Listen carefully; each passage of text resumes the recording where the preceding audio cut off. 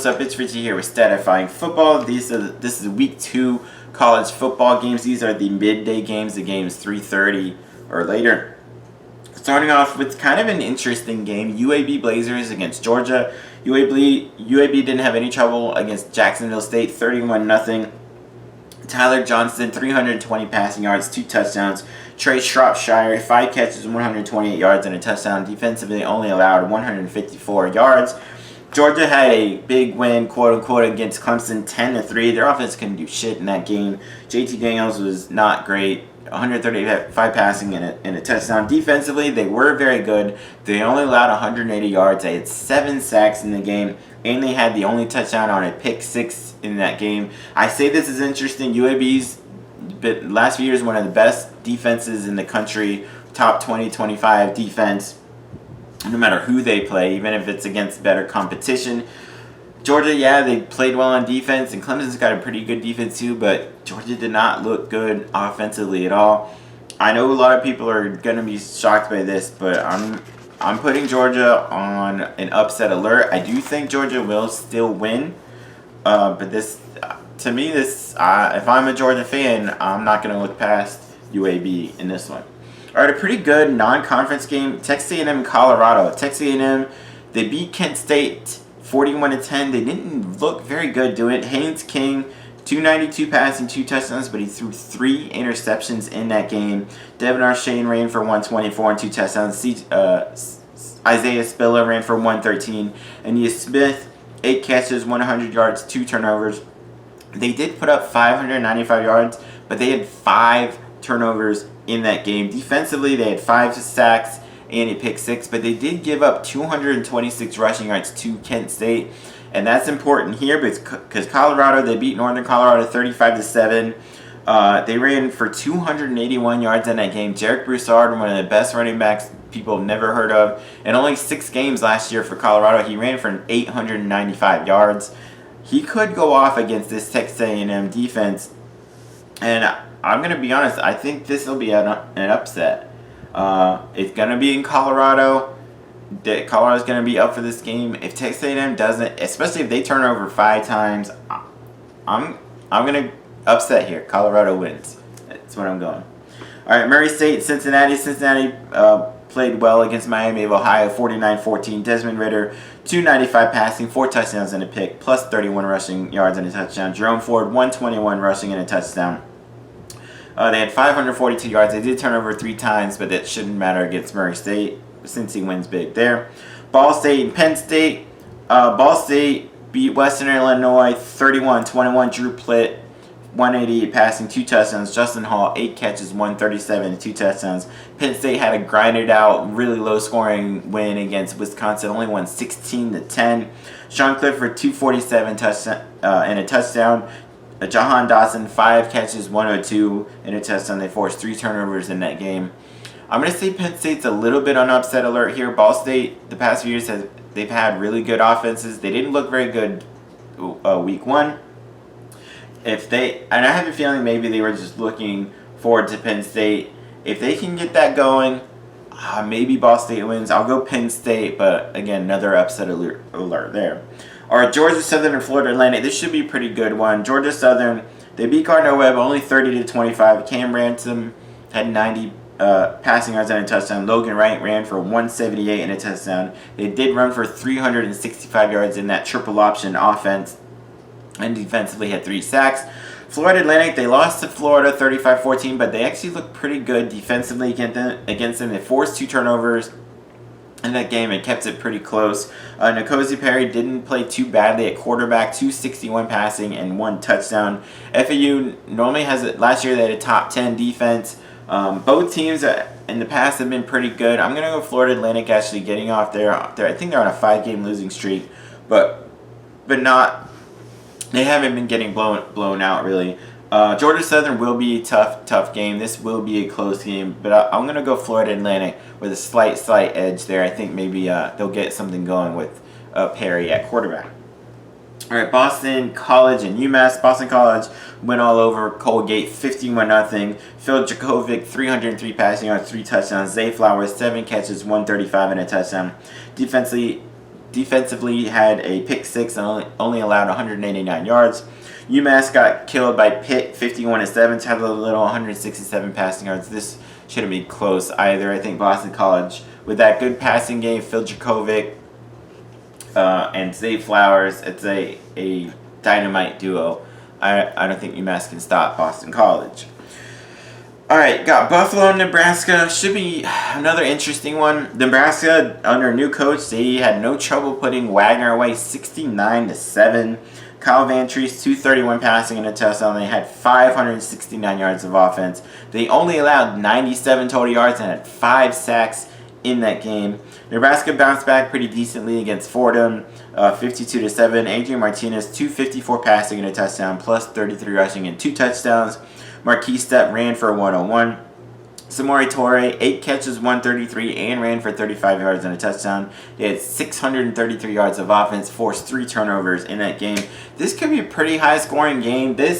Nebraska has been so hot and cold. In the past few years, Buffalo's been good, but Nebraska is so hot and cold in these games. They could come out and destroy Buffalo. They could come out and get destroyed by Buffalo. I think it'll be kind of in between. I think it'll be a pretty good game. I'm going to say Nebraska does edge them out, but upset alert, whatever. I think if Nebraska loses, I honestly will not be surprised there. All right, you're at Cal and TCU. Cal had a decent game against Nevada, a very close loss against a good Mountain West team. They lost only 22-17. Chase Garber's 177 passing and touchdown and a pick. TCU did whatever they wanted to against Duquesne, 45-3. Max Dugan, 207 passing, 1 touchdown, 1 pick, and 1 rushing. Defensively, only allowed 137 total yards. I think TCU should be able to win this game. Both defenses are normally pretty good, but TCU has a little bit more on offense going than Cal, so I'm gonna go TCU with a nice non-conference win there. All right, Temple and Akron, 2 of maybe the worst teams in the country. Temple got destroyed by Rutgers, 61-14. DeJuan Mathis was terrible, 8-25 with 1 pick and 1 rushing. They had only 261 yards of offense and turned over 5 times in that game. Akron didn't do much better against Auburn. They lost 60-10. DJ Irons, though, had a good game. He was 13-13 with 129 and a touchdown. They only had 188 total yards, though, -3 rushing. I'm going to go with Temple there. I think Temple has just a little more talent than Akron overall, but this could be kind of a pillow fight.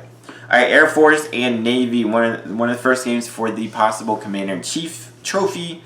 Air Force, they beat Lafayette 35-14. Hazik Daniels, 50 passing yards, 72 rushing, and 3 rushing touchdowns in that triple option offense. Brad Roberts ran for 111. Micah Davis ran for 101 and 2 touchdowns. They ran for 370 yards there offensively. Navy did not look good against Marshall. They got destroyed 49-7. They had 4 quarterbacks combined, 5 of 16 for 61 yards, 2 interceptions. They did run for 337, so they were able to get that running game going, but they couldn't find the end zone.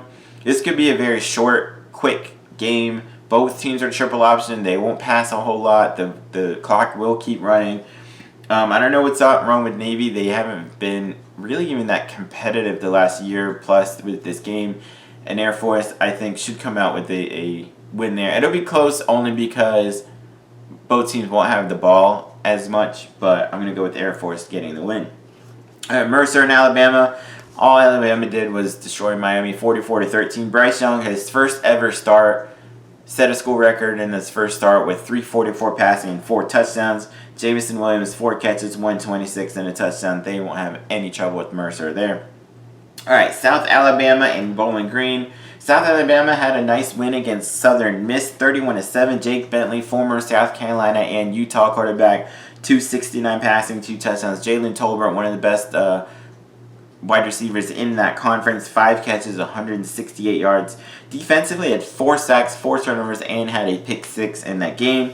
Bowling Green, they kept it kind of close against Tennessee for a while. Then they ended up losing 38-6. Defensively, they did have 3 sacks in the game. They could maybe keep it close against South Alabama because South Alabama, while they're a good team, they're not a powerhouse kind of team. That being said, I do think South Alabama will still win the game. or Iowa and Iowa State. This looked like it was going to be a good game before the season. Then week 1 happened. Iowa destroyed a ranked Indiana team 34-6. Tyler Goodson ran for 99 yards and a touchdown. It was about their defense. So they had 3 turnovers, 2 pick sixes by Riley Moss, and held their 23rd consecutive opponent to under 25 points. On the flip side, Iowa State played 1AA Northern Iowa and very much struggled. They only won 16-10. Brock Purdy 199 passing and 58 rushing yards for them. Now, Iowa State does have a really good running back. They have a better offense than Iowa, but Iowa's defense looked absolutely amazing against normally a pretty decent offense in Indiana. Iowa State's favored. I don't know. I'm not sure. I think Iowa's offense looked way too good. I'm gonna go with Iowa with a win there. All right, South Carolina State and Clemson. Clemson lost a terrible game to Georgia, 10-3. Uiagalelei 178 passing and a touchdown. An interception. They only had 180 total yards. Joseph Nato was the only bright spot with 6 catches and 110 yards. I think they reversed that and destroyed South Carolina State. Long Island against West Virginia. West Virginia had a good game against Maryland. It was a fun game to watch, so even though they came up short, 30-24. Jarrett Doege, 277 passing, 1 touchdown, 2 picks. They turned over 4 times in a 6-point loss. That was part of why they lost. They should be able to bounce back and get a win there. Illinois State and Western Michigan. They lost 47-14 to Michigan. It was only like 10-0 at the first quarter. Caleb Ellaby 191 passing and a touchdown. They should be fine in this game and bounce back with a win. Gardner-Webb against Charlotte. Charlotte had a pretty good game against an ACC team in Duke. They did win 31-28. Chris Reynolds 324 passing, 3 touchdowns. Victor Tucker 8 catches, 133 yards. Grant Dubose 4 catches, 118 yards and 2 touchdowns. And defensively had 3 sacks and forced 2 turnovers. Nice 1-0 start. They should get to 2-0 with no problem against Gardner-Webb. Lamar and UTSA. UTSA had a nice pretty decent upset win against a 1-0 Illinois team, 37-30. Frank Harris passed for 280 and a touchdown, ran for 33 and a touchdown. Sincere McCormick, one of the best running backs in the country, ran for 117. Zachary Franklin, one of the better receivers in that conference. And he had 10 catches, 155 yards, and a touchdown. Again, they should do pretty well and beat Lamar pretty easily. Portland State and Washington State, this could be kind of an upset because Portland State, they only lost to Hawaii 49-35, and Washington State was upset by Utah State 26-23. Both quarterbacks played okay. Jaden DeLore, 155 passing and a touchdown. Jarrett Garantano, 56 yards passing in there. Max Borghi ran for 86 yards and a touchdown. They should be able to bounce back and get a win against Portland State, but that can be a small upset if they're not paying attention. North Carolina Central against Marshall. Marshall looked great against Navy, 49-7.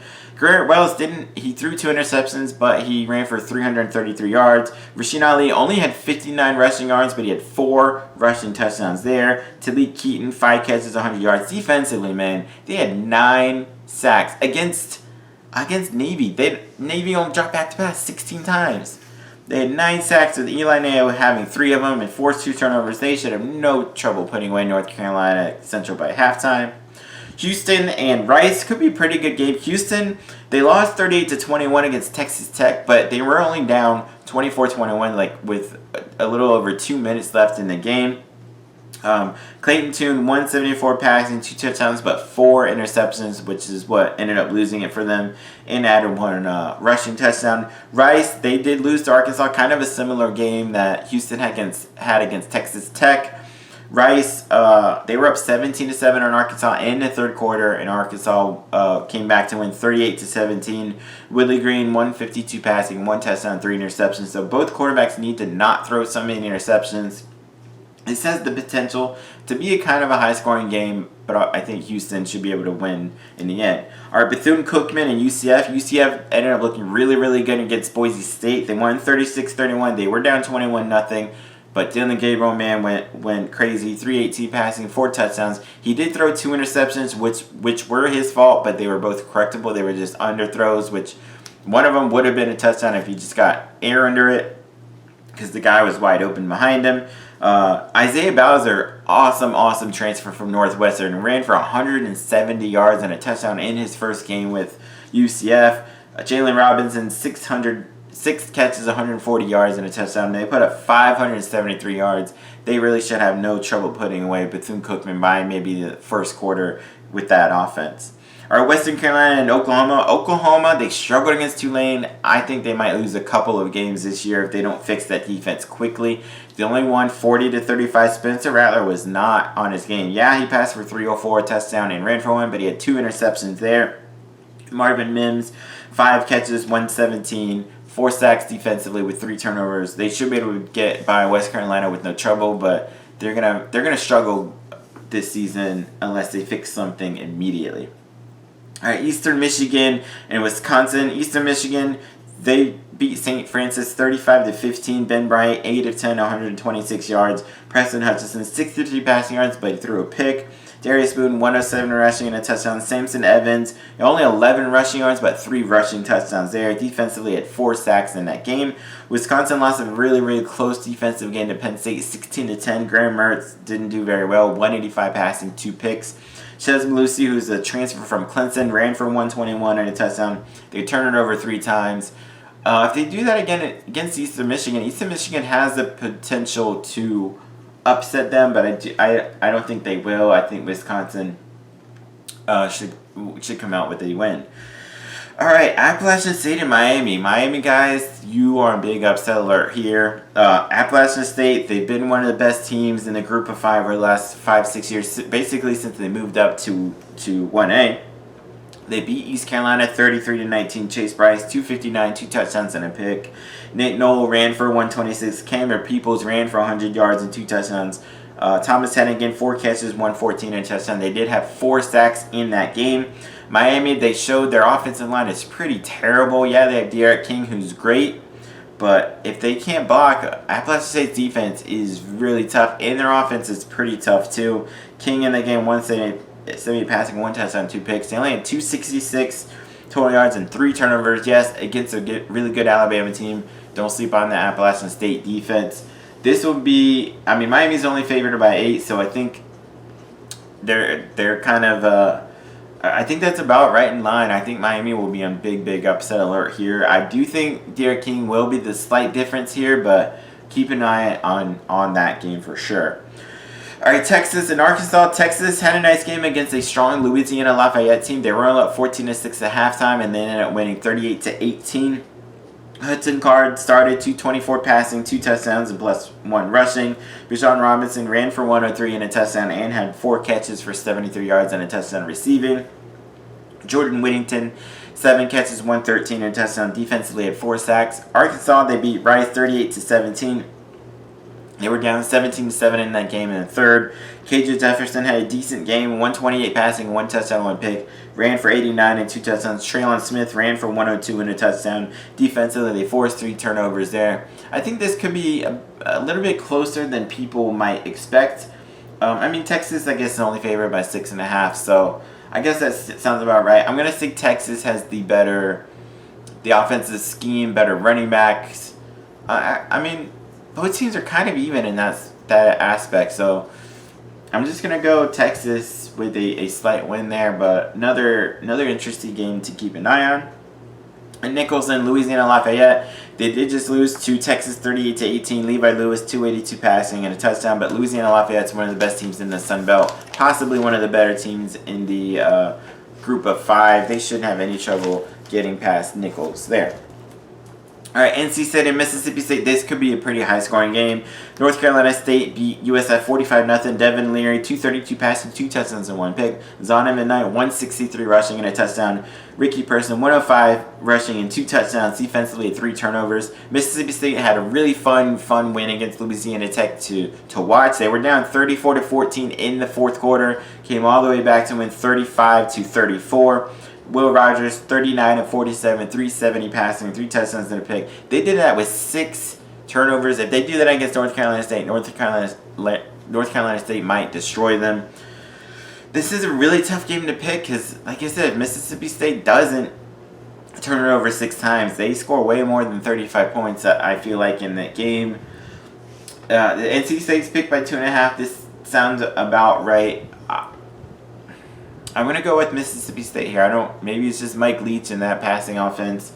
It blinds me. I'm gonna go with Mississippi State there, but that should be a really, really fun game to watch. All right, Texas State and Florida International. Texas State didn't look too badly against Baylor. They only lost 29-20. It was closer than that all game long. Brady McBride, 156 passing, 1 touchdown and 3 interceptions. Florida International, they won 48-10 against Long Island University, but they went 0-5 last year, including a loss to a 1AA team. Max Bortenschlager, 14 of 17, 266, 2 touchdowns and 1 pick. Devontae Price, he only had 5 carries for 165 yards and 3 rushing touchdowns in that game. Bryce Singleton, 6 catches, 149 and a touchdown. They put up 594 yards of offense. I'm going to say that Florida International will be able to run at Texas State. Texas State has a pretty good passing offense, but I'm going to say FIU wins. They're early favored by 1. That seems about right. I'm going to say FIU ends up with the win. All right, Southeastern Louisiana against Louisiana Tech. Like I said, Louisiana Tech, they lost a close game to Mississippi State, 35-34. Austin Kendall, 269 passing, 2 touchdowns and a pick, plus 68 rushing and a touchdown. Defensively, they had 3 sacks, 6 turnovers, and a pick 6 in that game. They should have no trouble with Southeastern Louisiana there. North Texas and SMU. This could be one of the highest scoring games of the year. Almost definitely the weekend. North Texas beat Northwestern State 44-14. Jace Ruder, 10 of 21, 131, 1 touchdown, 2 picks. Normally they have a really good passing game. This was all rushing. DeAndre Torrey, 244 rushing yards and 3 rushing touchdowns. Rod Burns at receiver, 6 catches, 114 and a touchdown. They had 527 total yards. They forced 4 turnovers, had 4 sacks in that game. Then on the flip side, they play SMU. All SMU did was beat Abilene Christian 56-9. Tanner Mordecai, 317 yards, 7 touchdown passes there. Put up 501 yards of offense. Defensively, they also forced 4 turnovers. If nobody turns it over, this could be 70-70. I'm going to go SMU with the edge there at quarterback. But North Texas, they can, offensively speaking, if they don't turn over, they can put it up with anybody in the country. That should be a really fun game to watch. Hampton against Old Dominion. Old Dominion, their first game after not playing at all last year because of COVID, they lost to Wake Forest 42-10. Wolf, 88 passing yards and a touchdown. DJ Mack, the UCF transfer, was not very good. 7 of 21, 39 passing yards, 2 interceptions. They should bounce back, and I think they should be able to beat Hampton in that game. All right, Grambling and Southern Miss. Southern Miss, they weren't able to get it done against South Alabama. They lost 31-7. Trelo, 13-29, 133, 2 interceptions, and ran for 24 and a touchdown. They turned over 4 times in that game, and I think they should be able to bounce back and have. I don't know if they'll blow out Grambling, but should at least be able to beat them. All right, Eastern Kentucky and Louisville. Louisville, they didn't look great against Ole Miss, and Ole Miss looked fantastic, but they lost 43-24. Malik Cunningham, 191 passing, 1 touchdown, 1 pick, and ran for 79 yards and 2 touchdowns. If he can get going, they should be a pretty potent offense. So I think they should at least be able to beat Eastern Kentucky. Or Liberty and Troy. This could be an extremely fun game to watch. Liberty had no trouble with Campbell, 48-7. Malik Willis, 217 passing and a touchdown, plus 55 rushing and a touchdown, 537 total yards. Troy bounced there. They beat Southern 55-3. Taylor Powell, 234 passing, 2 touchdowns, a pick, plus 1 rushing. Defensively had 4 turnovers and a pick 6. This should be really, really high scoring. I'm definitely going to watch this game. I think Liberty, Malik Willis is one of the best dual threat quarterbacks in the entire country. Both teams are very, very solid though. But I'm going to go Liberty gets a slight win there, but this could be like a 56-49 or 56-50 kind of game there. All right, Texas Southern Baylor. Baylor had a decent win against Texas State, 29-20. Jared Bohannon, 148 passing. Cheston Edner, 120 rushing. Abram Smith, 118 rushing and 2 touchdowns. Defensively had 3 turnovers, a pick 6, and a safety, and they should not have any trouble with Texas Southern. All right, then you got Southern Illinois and Kansas State. Kansas State destroyed Stanford. It was 24-7. They're up 24-0 basically into the 4th quarter. Skylar Thompson, okay passing. 144 passing yards, 1 pick, 33 rushing yards, and 2 touchdowns. Deuce Vaughn, 124 and a touchdown, and defensively had 4 sacks. They should be able to move to 2-0 against Southern Illinois. Stephen F. Austin against Texas Tech. Texas Tech had a nice win against Houston, 38-21. Tyler Shue, 231 passing, 1 touchdown, 1 passing, and 1 rushing. Taj Brooks ran for 134 and 2 touchdowns. Eric Ezukama, 7 catches for 179 yards there. Defensively had 4 sacks, 4 turnovers, and a pick 6. I think Texas Tech will move to 2-0 against Stephen F. Austin. Memphis, Arkansas State. Should be another fun game to watch. High scoring passes all over the place. Memphis beat Nichols 42-17. Seth Hennigan 265 passing and a touchdown. Brandon Thomas 147 rushing and a touchdown. Javon Ivory 5 catches, 106 and 587 yards of offense there. Arkansas State, they beat Central Arkansas 42-21. Lane Hatcher 12 of 12 in that game, 150 passing yards and 4 touchdowns. Corey Rucker 9 catches, 138 yards and 3 touchdowns and 513 yards of offense. This will be a fun game. I'm definitely watching this one. I'll give the side edge to Memphis just because they have a little bit more of a running game, but this again, this could be like a 56-50 kind of game as well. Then the final game of the 3:30 midday games, New Mexico State and New Mexico. New Mexico State looked better than I thought they would against San Diego State. They were up 10-0 at halftime, even though they lost 28-10. Jonah Johnson looked pretty good, 326, 1 touchdown. He did throw 3 interceptions, so he can't do that. They did force 3 turnovers, so if they want to beat New Mexico, they should be able to. They want to do that. Not that New Mexico is a powerhouse. They did beat Houston Baptist, but only beat them 27-17. Terry Wilson, the quarterback transfer from Kentucky, passed for 174, 3 touchdowns, ran for 49. Defensively, they had 5 sacks and 3 turnovers in that game. I will give that edge to New Mexico. Terry Wilson's Jonah Johnson looked pretty good at quarterback for New Mexico State, but Terry Wilson is a more seasoned quarterback playing the SEC for 2 or 3 years with Kentucky. So I'll go to New Mexico with a win there, but should be a pretty close rivalry game. All right, those are my midday games. Check my other. I want to make my primetime ones now, so check out those. Peace.